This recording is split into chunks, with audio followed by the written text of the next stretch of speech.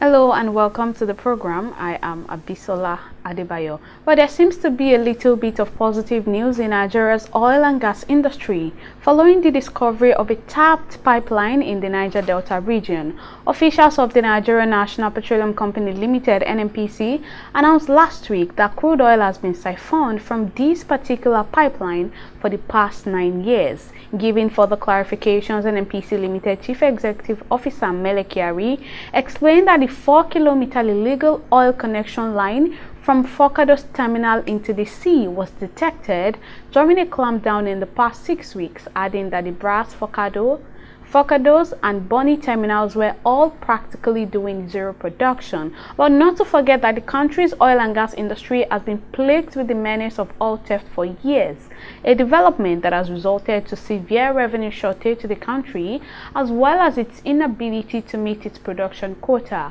On his part, the Group General Manager of the National Petroleum Investment Management Services said that Nigeria is losing about $700 million per day due to oil theft. But how exactly is this happening? Well, joining me on the program to discuss this further is oil and gas expert Diran Fawibe. Thank you so much for joining me on the program. So let me start by asking you, this particular situation, it has created a lot of narrative about how these breaches are made and all of that.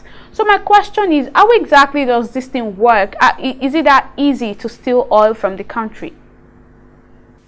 Well, that's a legitimate question, and anyone thinking Nigeria will be asking that: how easy has it been for the volume of oil said to be stolen in Nigeria over the years being made possible?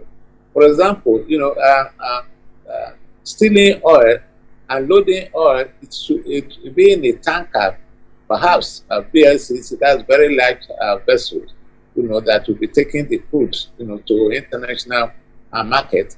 And it passes through the Nigerian waters where we have the Navy, and if ever the vessel left the terminal or the point at which the oil was being loaded into the vessel, how was it possible for such a vessel to leave Nigeria territorial waters and to go to international waters and then to wherever the crude was meant to be sold.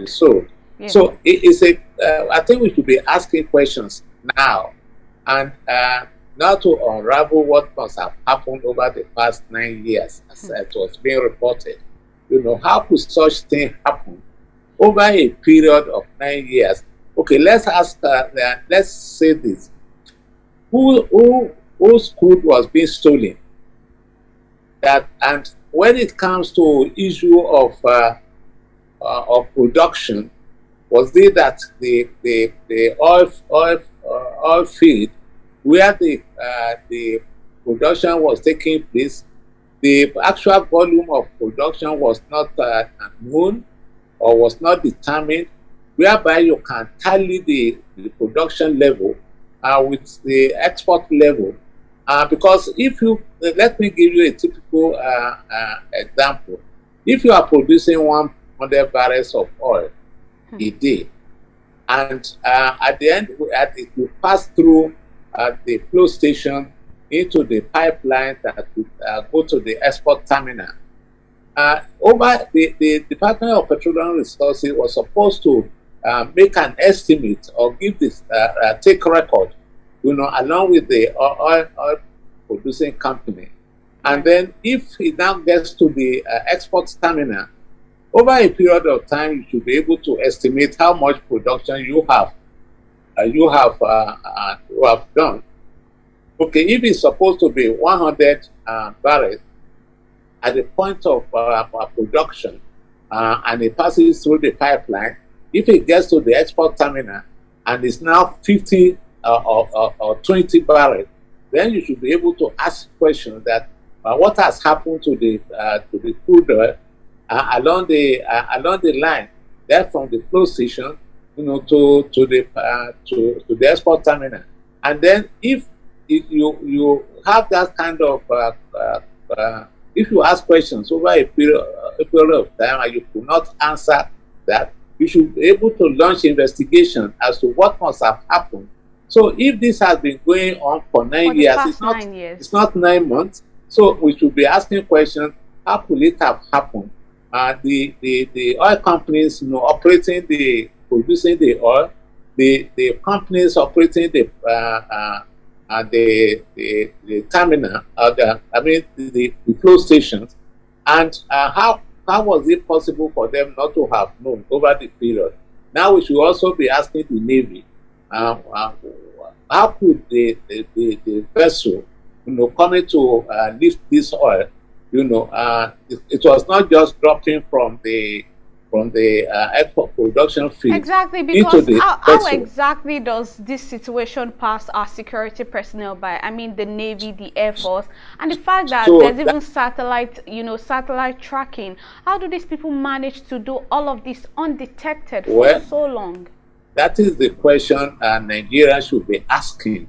And actually, this is a huge embarrassment to the president and to this administration that such theft will be going on for such a long time. And the president should not take this matter lying low. One Nigerian leader has suggested that there should be a judicial commission of inquiry. Let every party connected with the crude oil production, with the crude oil lifting, with the and the security agencies, let them come forward to say their own story, and then we should be able to unravel what must have happened.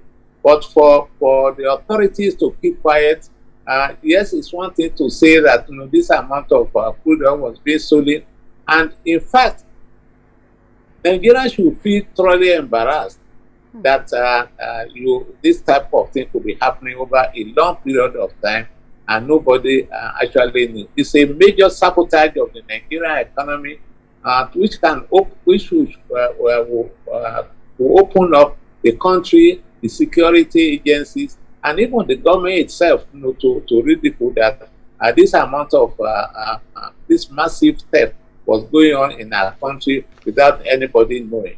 And in the past, there was issue of surveillance contracts, to some people in the communities in the producing areas. What has happened over the period that they were not aware that such thing was happening, and it's only now, after 9 years, that we are able to detect this. It's very curious, and then Nigeria should be asking questions. At this point, it's not a case of making judgment, or being judgmental.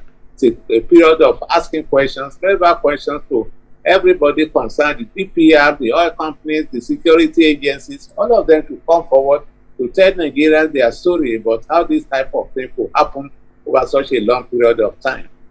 Well, it would seem that the controversial contracts given to government Ekpemupolo, everybody knows as Tompolo, is beginning to yield positive results, considering these recent discoveries that we've heard in the past few weeks. How would you react to that?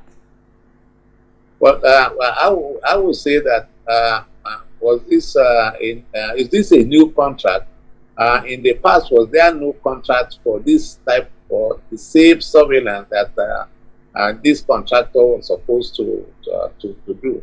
So yes, the amount of the money, the amount of money involved in this contract, it was reported being 40 billion naira. So what of the contract that has been awarded in the past?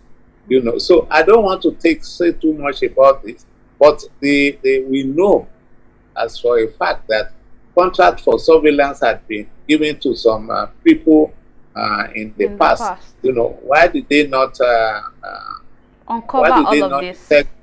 So if we are now gloating over the issue of the new contract to Tompolo, well, I don't know what to say about that. So, but the fact, although we could say that maybe better late than never, at least. But to what extent should we be rejoicing over this, or is it a justification for the contract? That it has started yielding fruit.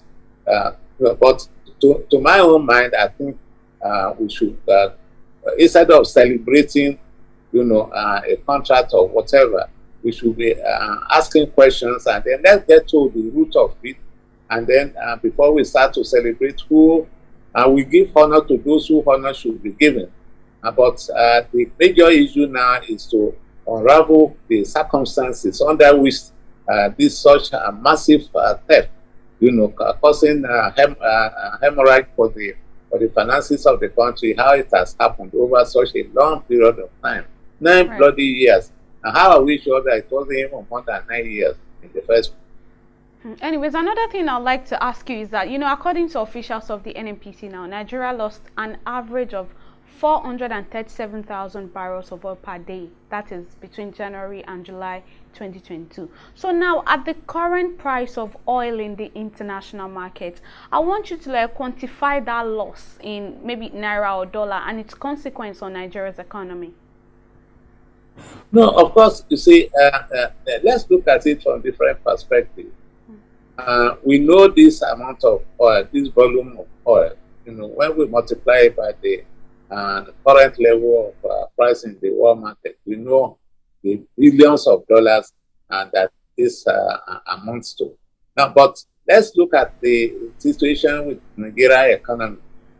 The exchange rate, which is now running at about 700 naira per to the dollar. If this amount of money is in the hands of Central Bank of Nigeria, because in the past Central Bank used to pump money into the forex market not to stabilize the naira, that is the exchange rate between naira and dollar. The money not being there, what do you expect Central Bank to do? Where do the Central Bank get the money? You won't be printing dollars, the case may be. Because this volume of oil will be coming to, they will be earning foreign exchange for the country. So this is this aspect of it. Now we also look at the issue of government revenue. Government has been borrowing money, and in spite of the hues and cries of Nigerians as regards the level of borrowing that Nigerian government has done over the past few years and is currently doing.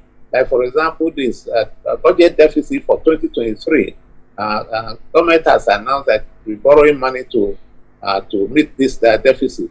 If this amount of money is in the hands of government, there will be less pensions for government to be borrowing money at every twist and turn. So this is the level of crisis that we have. Now, Nigeria is reported to be the fourth producer of oil in Africa. Nigeria used to be number one. And it's an embarrassment that, we were producing 2 million barrels per day of oil before, and we are now producing less than 1 million barrels per day. The situation like this has never happened over since immediately after the Civil War. During the Civil War, Nigeria was producing something about 400,000 barrels per day. When the war ended in 1971, I think, yes, the oil production ramped up very quickly to 500,000 barrels, 600,000 barrels to 1 million barrels. And quickly we were producing over 1 million barrels per day to 1.5 to 2 million barrels per day. So we are not in the state of war or crisis. It is the handwork of some Nigerian, patriotic Nigerians, that has brought the level of production in Nigeria to to this low level that is now causing a financial problem for the country, and even the foreign exchange earnings that we easily have helped the government to meet its obligations and to Nigerians. Anyways, before I let you go, now that these atrocities are out in the open, do you think things will change? I mean, is anything going to be different at all from now? Well, if it doesn't change, then it will mean that something is wrong somewhere.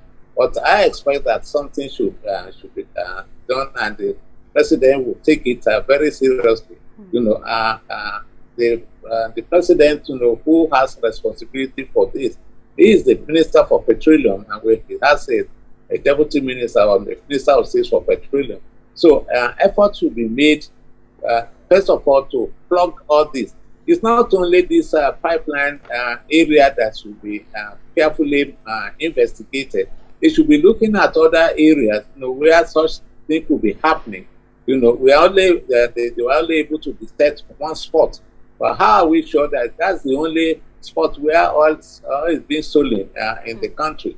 We were looking at illegal bunkers or illegal refineries as the major source of stealing oil from Nigeria, but from the producing field. But we now know that there's more to this stealing in terms of illegal refineries. But if this one was discovered as a major source, how are we sure that there are no other areas where such things are taking place? So this is the why there has to be a comprehensive review of the oil production in the country, whereby you will be able to know how much oil, what is the volume of oil being produced every day, and then the statistics should not be difficult to obtain, and the Department of Petroleum Resources will be made to account for some of the lapses that has happened on this matter. And then the two principal characters in this episode to be the oil companies that are operating in that neighborhood.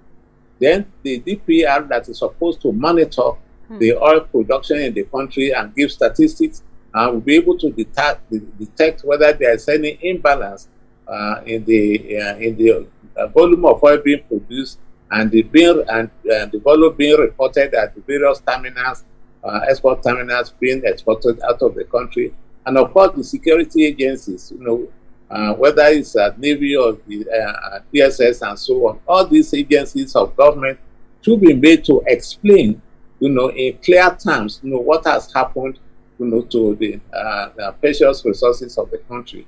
And like Nigerian leader has suggested, it's not too much for the president to actually institute judicial commission of inquiry to unravel the mystery of all this.